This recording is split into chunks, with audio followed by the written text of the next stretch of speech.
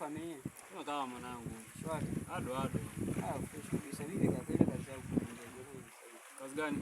Sana. Sana nafanya mzee, nafanya.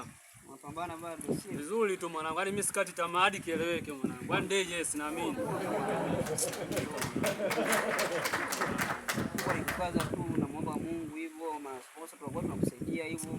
Kila kabisa familia. Siku tunajua unaweza kutoboa kupitia sana hapo. Sure mwanangu. Kushika na mkono wengine. Fika mwanangu. Ila watu mnajipa moyo. Yaani unajua kwamba kupitia sana utafanikiwa. Jesus! Inakuwa ni ngumu. Anapoteza tu muda, sema tu muda upoteza. Muda wapi mzee?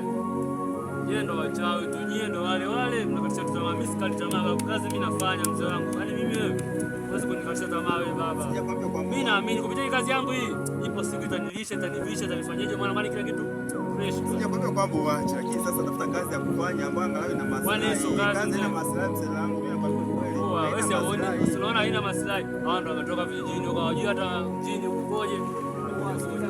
Kazi ndio nipa jamaa, mimi nakwambia. Kwani wengine wameanzia wapi kina Kanumba unawasikia? Acha usimkatie. Akina Kambevu mwambie mwanangu, kina Kambevu mwambie. Ni waigizaji ndio wameanza hivi, lakini sasa wenyewe walikuwa na angalau na msingi kwamba wanatoka stage moja kwenda stage nyingine. Lakini huyu anaona kama anakaa miezi miwili, lakini kazi unafanya hata sioni. Kinga mtu sioni hata na post. Mwanangu simwezi. Anaweza kupambana hata mwaka hajafanikiwa, lakini mwisho wa siku anafanikishwa. Sawa brother. Anaweza kufanikiwa, lakini sasa hiyo bwana kwamba hii kazi hii kote anayotumia kwenye kazi mpaka aingia kwetu huko kijijini, atafute shamba alime, angalau anaweza kupata mazao na kadhalika. Wewe mbona umekimbia huko vijijini, unashinda kulima, umekuja mjini? Mbona umekimbia? Hamna gani? Wewe umetoka huko vijijini, huko vijijini huko. Ngoja nijikuta ndo wauni